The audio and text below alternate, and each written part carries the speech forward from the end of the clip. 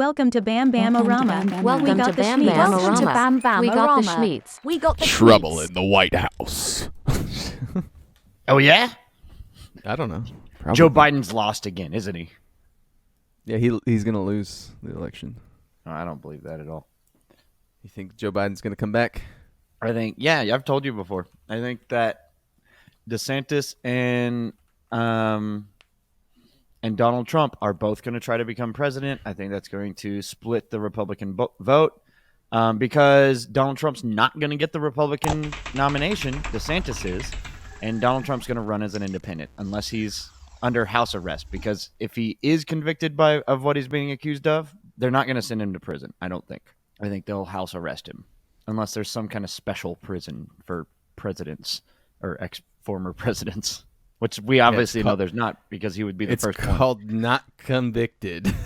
Right? Yeah. So far, yeah. I think he'll run as an independent. I think DeSantis will run on the Republican Party. I think that splits the Republican vote. And anybody running for the Democratic Party could win. I don't think it has to be Joe Biden. I think it could be, I don't know, Kermit the Frog. So you're throwing your name in? I mean, why not? All right. There you was- heard I it here, used to- folks. 2024. 2024. Grist. Who's your VP? You. Oh shit, we're fucked. Grist Estrada. I feel like we would tag team a lot of it.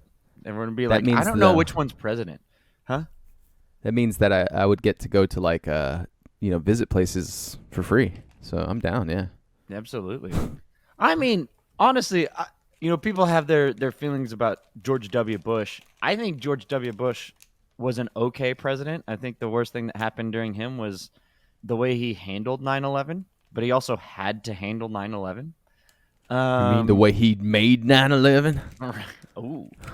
But I mean, he traveled so much during his presidency up until 9/11 that I was kind of like, when you look back at it, you're like, are you even doing anything? Like, so I mean, it was kind of like, you're not in your office enough to fuck anything up.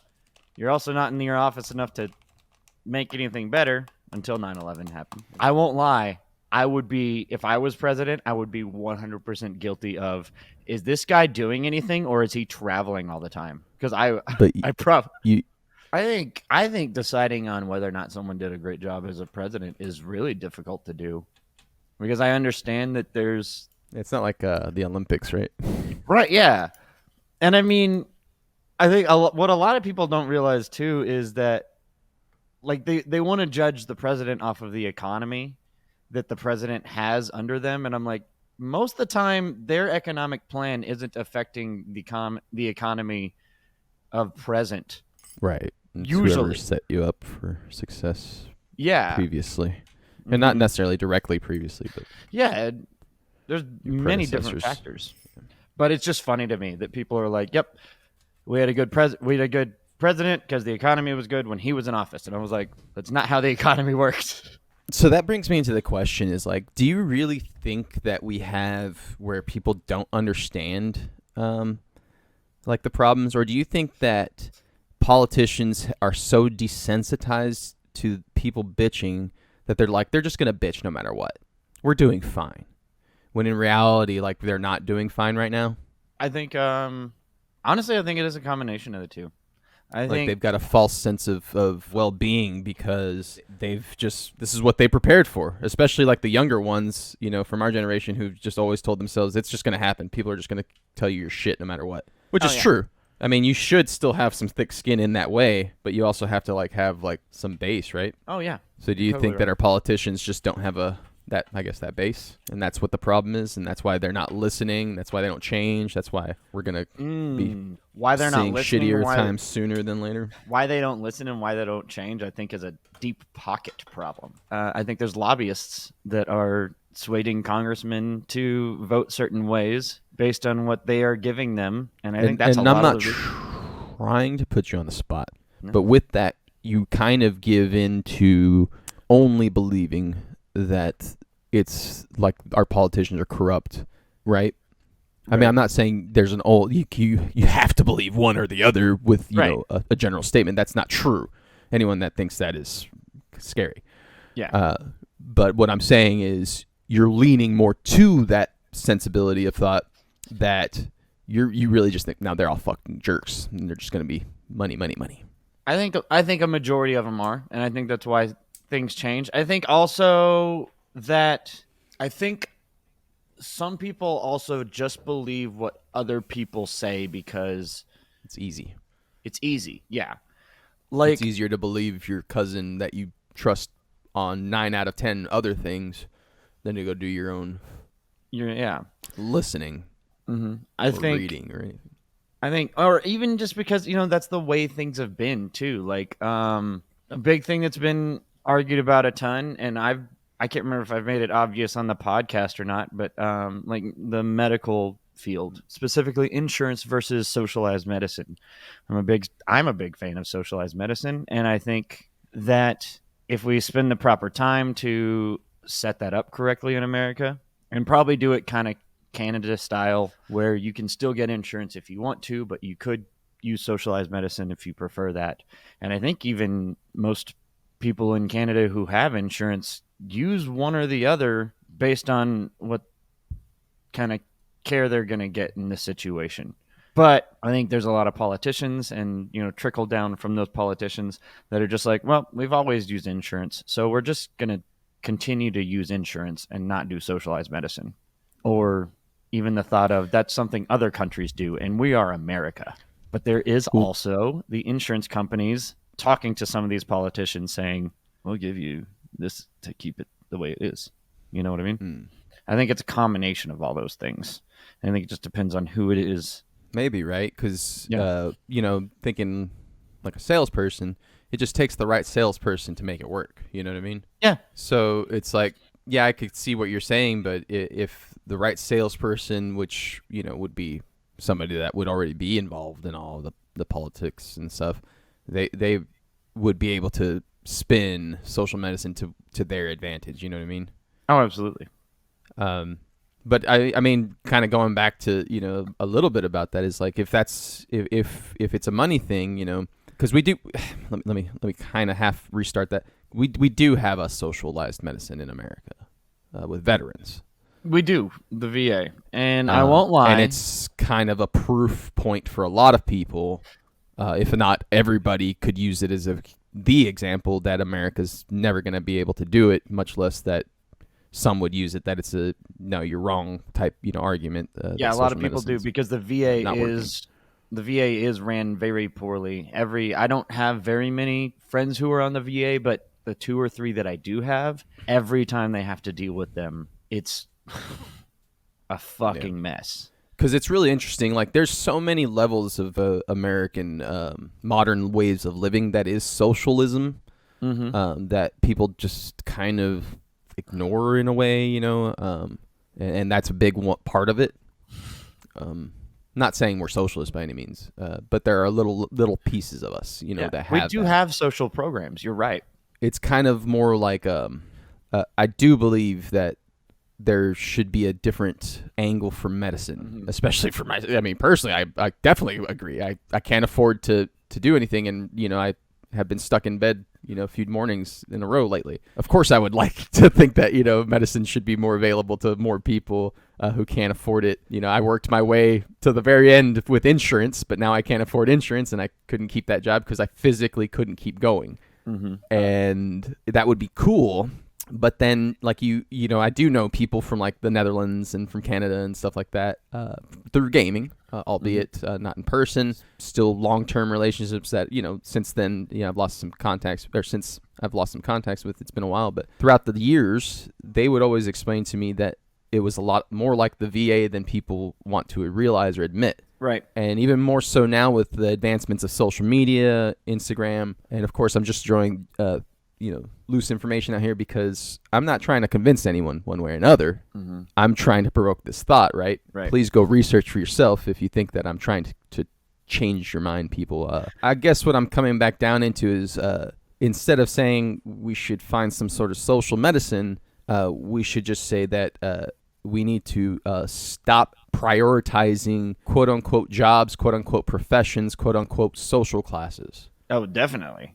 And when you definitely have right. socialized medicine, regardless of well-being or well-meant purposes, well-meant intent, you're going to end up with social classes because of work, because of jobs. And it's kind of one of those things like, all your life you grow up thinking respect. Well, first off, we grew up thinking respect policemen and firemen, EMTs, which is good. I still think that. I don't care about all you anti-police people. If you don't know how not to judge an entire group based off of one, then you're just as well as the racists. I agree. So no matter what, when you hate people, you're just being a dick all around. Now, of course, the individuals, fuck those people. I'm not going to defend any of the assholes that do the dick shit, but not all of them. Anyway. I was going to say, I do think, and I'm not arguing with you, when you've met people who've had bad experiences with their socialized medicine in their countries that they live in. Based on their professions. Based on their professions. Oh, sorry. Go ahead. So yeah, and within that, you got like people think doctors, astronauts, and usually those are like the smartest people, right? Yeah. But as we find now, especially with social media, where I saw this one where it's just a snap or something, and the guy or girl is like, my doctor is literally watching a YouTube video on how to do my procedure.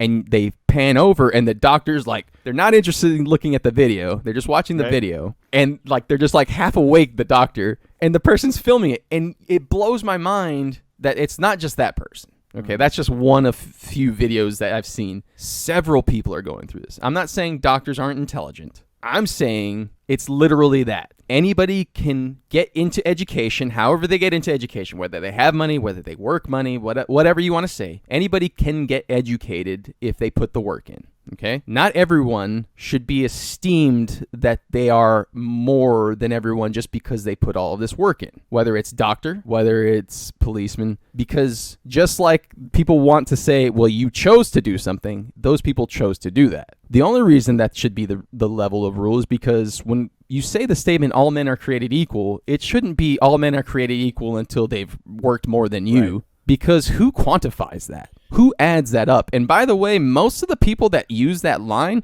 work 40-hour jobs. And if you don't know what I'm saying when I say that, it means you work less than most people that you're complaining about. Oh, definitely. If you're working your 40-hour job. Because I hate to tell you that. Hardly anyone's working 40 hours these days. And I did want to say that, yeah, I've heard the horror stories about how socialized medicine works more like the VA in some countries, but I've also heard the opposite from people in those countries as well. I think it's based on the experience, and like you said, based on their job, it's kind of what you're getting out of that. And that's sad to me, because I mean, for me, I believe I'm not a doctor. I want that to be said right now. There's been moments in my life where I've wanted to become one. I won't lie, I'm somewhat entertaining the idea right now if I were to go back to school in a couple years. But I probably more than likely would pick something else. But I would like to think that if I was in the medical field, that no matter what, I would treat every patient I have as equal as I possibly can. Not as equal as I possibly can, as if they are equals to me. As if they're more important than me, honestly. And I mean, I guess that's also kind of an oath that you're supposed to work by in the medical profession, isn't it? Like if you have that evil dictator in front of you and you're working in a hospital, you're supposed to treat him like as if he's a patient, and you got to treat his symptoms and let him go, even though you know he's going to go kill people after that, right? So that's the only part where it would get hard for me. Like if I walked in, if I had a patient that had like a swastika tatted on his chest, I'd be like, I don't know what to do here.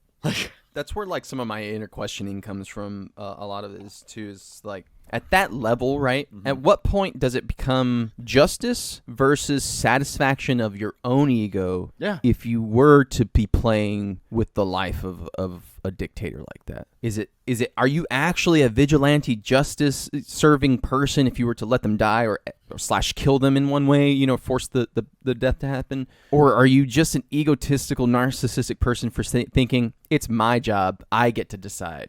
And that's across the board. I'm not just talking about that. I'm talking about like overall, like let's take marijuana, because that's an easy one. It's half-ass legal at this point within America, right? And I just say it because some places just don't give a fuck anymore. Some places don't give a fuck. Austin, Texas. Right. Mm-hmm. So At what point do we start getting to say it's just an ego thing where you guys just didn't want people to have it because you just wanted to be in charge? You know what I mean? Like you just wanted the satisfaction of saying, mm-mm. At what point do we get to say that? Right. You know what I mean? At what point do you get to draw those lines? Because the reality is having a judicial system, regardless of how just or ethically and morally sound it is, where's the line of it just being the individuals, regardless of how many, right? In this case, America, thousands, millions, right? At what line do we say it's just our egos versus actual serving justice? Like, what right do we have to go serve justice to anyone else? As far as I know it's tough. I think that's silly, and that's where you're kind of talking about like the whole joke of Team America, right? Like. I mean, in a way, that's part of it. Because like it's not our because job there's always to police the world. Well, not just that, but there's so many layers to it. It goes down to each sect or not each to each division of being, right? Whether it's as America as a whole, whether it's Texas versus California's way of thinking, right?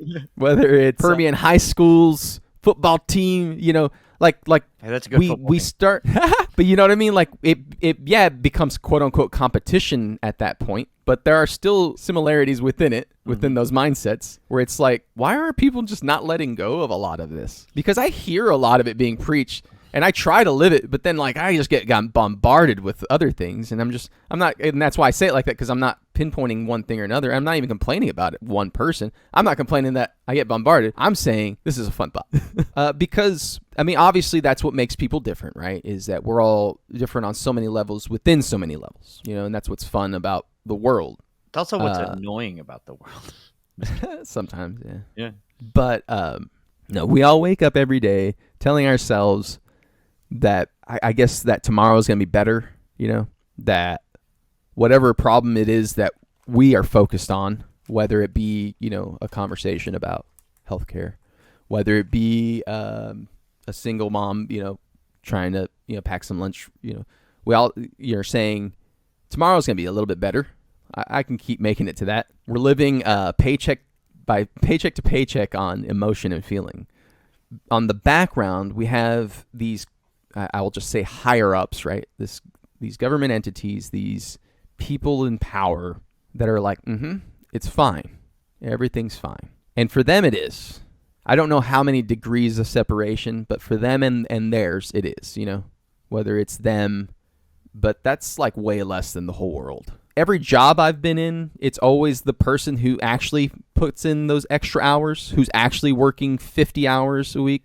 Before I was a salesperson, and I could say I was clocking in, 60 hours, weeks and stuff like that. Physical labor, not saying that physical means more than non-physical. I'm just saying that there's a big difference between, clocking in for a sales shift, shaking a few hands, waiting around for 8 hours and then calling it a day, whether you made 100 phone calls or not. There's a big difference between that and and typing in 100 patients worth of work, right? Or I don't know. I'm not saying I'm not trying to pick on salespeople either. That's just like the easiest thing I know, because that's something I know salespeople like to hype up, and it's just not true. No, but they do that, and I just want to interject this story real quick. One time I was on a back porch with a couple friends. One of these friends was a cell phone salesman. I know who you're talking about. The other one was a DJ. He DJs at the bars around Midland. And the salesman goes, "No one works harder than me." And the DJ was like, "Excuse me?" He got pissed. He goes, "My mother was an elementary school teacher. I've never seen anybody work harder than my mother, and I will not listen to you say that your job is harder than my mom's." And I just laughed. I was like, because this is amazing. That's funny. And then, of course, the salesman was like, "Well, I didn't mean it like that." Like, again, I'm not saying that physical labor means more, because that literally would take away from what I'm getting at. Because there's not a position, there's not a job that means more than another job. Is the gist of it, right? There really isn't. But somehow we have. But if there were jobs that meant more, It would quite literally be the opposite of where we hold people at esteem at this moment. It would literally be the garbage people, the fast food workers, the 18-year-old fast food worker, literally. And I'll tell you why, because you don't live without that luxury. You're right. Right? And I'm saying that to the you. I'm not just calling everyone else, okay? That's not what I'm saying. I'm saying us, we. We don't live without those luxuries. And we go without those luxuries for 1 second, we lose our minds. When was the last time you guys remember your trash day was skipped? Because I know everyone goes something off about that, right? Anybody remember missing their mail? That's actually a necessity. I hate to tell you that if you don't like your mailman, and our mail people suck, by the way. USPS is just as bad as medical because they're all tenured and have this union bullshit. That's one of the reasons I don't care for unions is USPS, is the way that they handle shit. Because they just protect shitty people sometimes. Like, we get treated like shit as general public. I know their job's hard, but there are ways to do things without taking it out on each other. So going back to it is that your job's not more important just because you feel it is. And when you start using your feelings as excuses or argument points, everybody's going to have a bad time. Mm-hmm. Yeah, of people using their feelings as their argument points for justification. Ah, I got you. Because the fuck your feelings crowd doesn't realize how much fuck your feelings crowd. They don't realize how much they use their feelings. Right. Like when their response of fuck your feelings is a fucking feeling. Like you're feeling angry right now. Ugh. Because that's also the same group of people that's constantly just get over it. For real. Why don't you just get over it, dude? If it's so important to you, if I'm so important to you, what I'm doing is so important to you that you have to stop all the time to think, to have the arrogance that you are the one person I have to stop and justify anything to, is more than laughable. It's more than insulting. It's disgusting. Oh, yeah. And for you to think that your feelings take precedence or hold more value than mine is just kind of sad. Because this whole time, I was treating you like an equal, folk. Didn't know you didn't treat people like equals. I know, dude. It's like, I mean, I just don't understand. And I'm with you. Like, I'm sorry. I have to backtrack on a little bit of a few things you just now said, because I want to validate some of them and I want to talk about some of them. You are first validation I got to give you. You're 100% correct. The people who we don't think, and I don't mean we, but the people that society has for some reason forgotten about and have put low on the importance totem pole are some of the most important people. In fact, that's honestly why they're at the bottom of the totem pole, because they're holding it up. But that means that's it. Yeah, and that just like we should treat them with more respect because of that. They're getting taken advantage because we just got so used to them. But they stop stopped for 1 second and we're fucked. Oh, truck drivers are in there. Absolutely. The world doesn't run without big rigs. I'm sorry to tell you. Those semis that cut you off and drive like shit. And I yell at them all the time. Don't get me wrong. I'm right here with you. Again, the whole we thing. Well, you just wait till all those are autopiloted. I don't know exactly how we're going to end up with this, because I know it's been a discussion for a while that trucking is no longer going to be a profession somewhere in our near future, even, they say. Right? It's not farther than a decade away. I would probably put money on that, yeah. Yeah. But I don't know what the logistics of that means. I can't imagine it actually goes away 100% and we just have self-driving semis. Well, be completely honest, a self-driving semi is kind of terrifying. But I have heard that the tests they've done on the test tracks are amazing. So I don't know.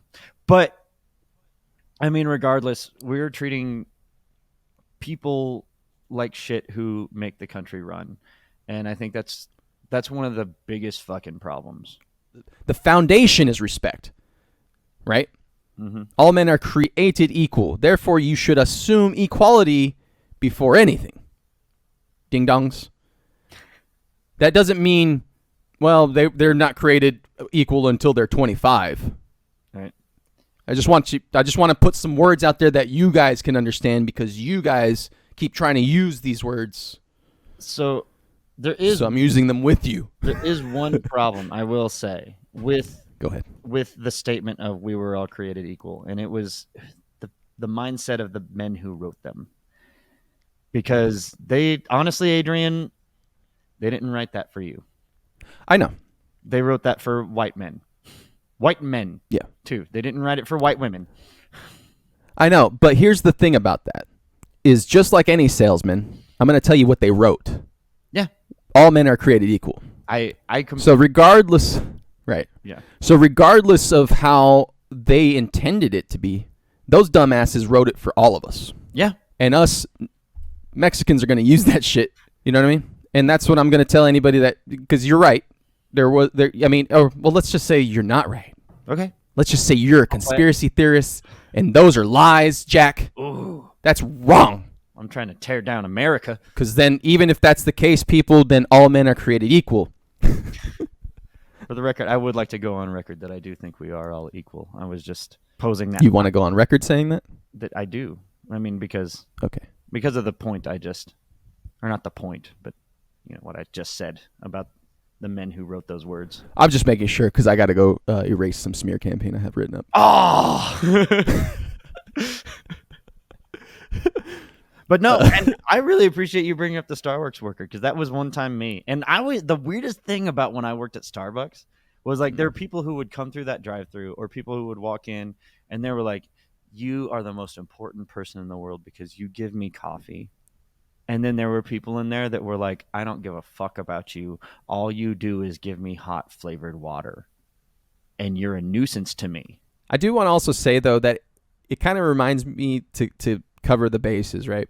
You should also be this way on the other end, right? If you're that 18-year-old little fucker and you're being the fucker, don't be a fucker. Oh, don't be a fucker. Yeah, for real. Like, don't antagonize people for no reason. Well, like I've never understood that. And when I was an adolescent, I think there was a few times where I, provoked some men who, if they had a little bit of a smaller ego, they probably would have beat the shit out of me. And I should not have. Well, I can give an example that I think would help a lot of people, right? Yeah. And I'll tell you. Because employers think that the employees are being impatient with the customers. Customers think employees are being disrespectful. And I can give you two examples that can help differentiate for all the people who don't want to let go. Here might be, this might be your echo chamber or your validation point. Maybe you can use this as a jumping point of letting go of some of this, okay? Mm-hmm. If you're the employee and the customer comes in and you use jargon, which is communication that only an employee would know, that's shorthand, so anagrams of things, would be part of that. I'm not going to use examples that I can think of, okay, but we'll use the word or the term BLT, okay? Bacon, lettuce, tomato, everybody knows that. But if somebody from a different country comes to America, doesn't know English natively, you say BLT, they don't know that. Are you going to yell at them? Are you going to start treating them like shit? BLT doesn't know what a BLT is, fucking idiot. No. So don't do that to customers. Can I give you a... Hold on. Let me just finish the other one. All right. And then the other way, if you're the customer and you come in and expect the employee to automatically treat you in any way different than you being a random human being that has never been in here before. If you expect anything different, I don't care if you helped start the business with laying a brick. If you expect anything different, you're being the dick. Right. Come in, assume that everybody's having the shittiest day if you want. Assume everybody doesn't want to talk to you if you want. Assume whatever you want. But you come in for business. It's a business. It's not your fucking personal club. You don't keep the lights on. Okay? And if that's what you feel like you're doing, then your whole mentality of thinking how you're giving is coming from a really shitty place. Or you can go in and again, hey, it's business. If the employee and is very warm and friendly, cool. You come in warm and friendly, that's cool too. But if you're warm and friendly and the employee's not, then just chill. You stay warm and friendly. Thanks anyway. I hope your day is good. No. So when you were talking about jargon, it made me think of this story, and I really want to tell it because it was fun. It was kind of funny. So when I was, as we established earlier, I was at one point in time a Starbucks employee. Actually, I guess I was a Starbucks partner, as they wanted us to say. The Starbucks had a lot of quirky things that they wanted us to do, because I guess when you were a Starbucks employee, they wanted us to say partner because we had, they gave you a lot of benefits at Starbucks. So you had stock options that were like available to you like a month after working there. So you could start buying stock in Starbucks like as early as almost your first day of work. So Nice. because of that, they wanted us to call ourselves partners. But either way, so I got yelled at one time because they don't have to do this anymore. But when I worked there, if someone ordered a Frappuccino, like let's say they wanted a mocha Frappuccino, that is a coffee-based Frappuccino. So my response as a Starbucks partner was to be, I had to call the drink by the proper Starbucks standards. That was a mocha Frappuccino blended coffee. That was my script. Do you know how many customers knew what the fuck I was saying? None of them. I got yelled at by a few. That's not what I ordered. That's not what I want. And I was like, you want the mocha Frappuccino, right? And they were like, yeah. And I was like, I have to say this. Like pretty much. That was it. Yeah. I was like, I'm sorry. It's just what I have to say. Can you just let me say it so that I don't get yelled at by someone else as you're yelling at me? It's just picking which side's going to yell at you. Yeah, pretty much. I really hate that, dude. And that's kind of another reason why I think that the equality thing should be fixed. The employee-employer relationship is not existent. No, yeah. Employers are treating employees like they are like waste across the board. Right. We have allowed all of these upper positions, whether it be management for companies and or politicians that are above us, to pin us against each other. And I'm so tired of it. I'm so tired of not saying anything about it, Yep. Like, fuck you guys. I'm not, and I mean fuck you to those people that are doing it, right? Not fuck you to everybody else. Anybody else listening shouldn't be considering themselves this. We're supposed to be looking over at these guys and saying fuck off, and they got us turned around on each other. And it's really annoying because you guys are using all these religious things, and then you guys on the other side are using all these feelings things as excuses to have these hateful conversations. And fuck you. No, that's not how that. It's not that. That's how it's not how it's supposed to be. And life's not fair. Fuck no. Life isn't fair. Fix it. Yeah, I mean, I'm with you, dude. As we all know, I have a 5-year-old son. I constantly, something doesn't go his way. He tells me, he says, "Daddy, that's not fair." And I know what I don't remember if my parents would have said it, but I know like back in the 90s growing up, I don't know how many times you heard, well, it's just not fair. And you got to deal with it. I don't respond like that with Oliver. I try to talk to him and I say, I understand that you don't think this is fair.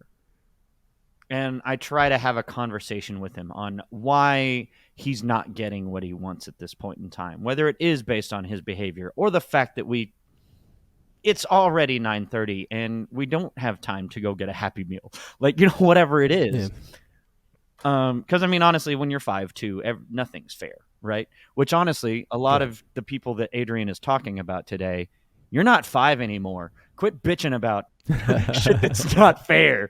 Like, I mean, that's another big part of it. It's like we all learn that. Yeah.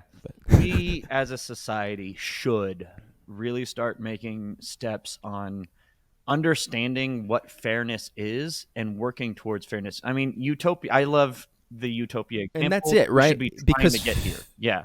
Fair doesn't mean getting what you want. Yeah.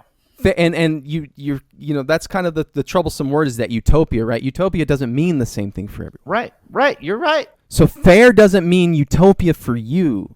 Fair means we all get the same chance. And if the same chance means that your religion has to go to a certain extent, that would be fair. And if fair means that you need to simmer it down a little bit to a little extent, that would be fair. And if you want to change the word fair for your argument, you're being hateful. Oh, yeah. if I'm trying to be your equal by saying, let's be fair together, and you're saying, no, that's not good enough, I need more from me, you're being evil. You're being hateful. Regardless of which side is taking that in and internalizing and going, if you're getting angry about that, you're being hateful. If you have any little scoff at that, go check yourself back at the other end, brother or sister. Or non-binary friend. And by the way, because I know I'm not perfect, if your other response is, well, fuck it, it's Adrian saying it, he's a piece of shit. If that's your response, I love you all. Regardless of what you think I've said about you individually, I have not.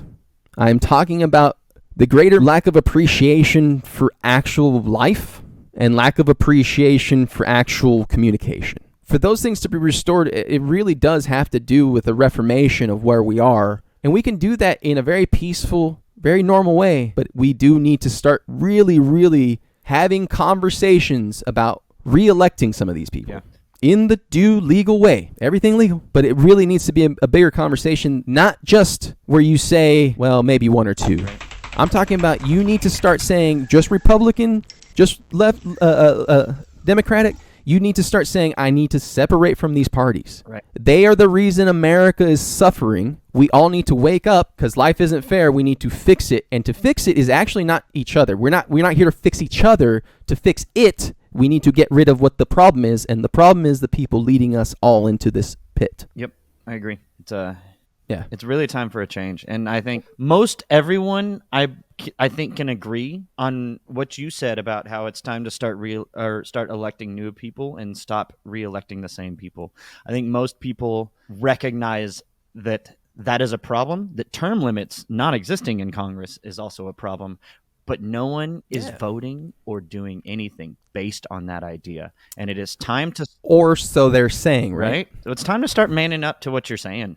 People, if you are one that says that such and such is the problem, but you're going to re-elect the same fucking person every time, I hate to tell you this, you're not helping anything. So on August 24th, I will be playing with Panky out of Denton.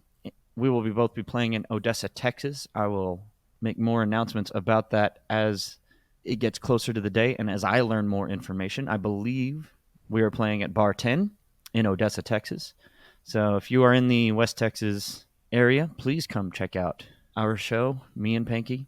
And like I said, as more announcements more information about that gets to me, because we won't be the only two people playing. They're just the only two people that I know right now.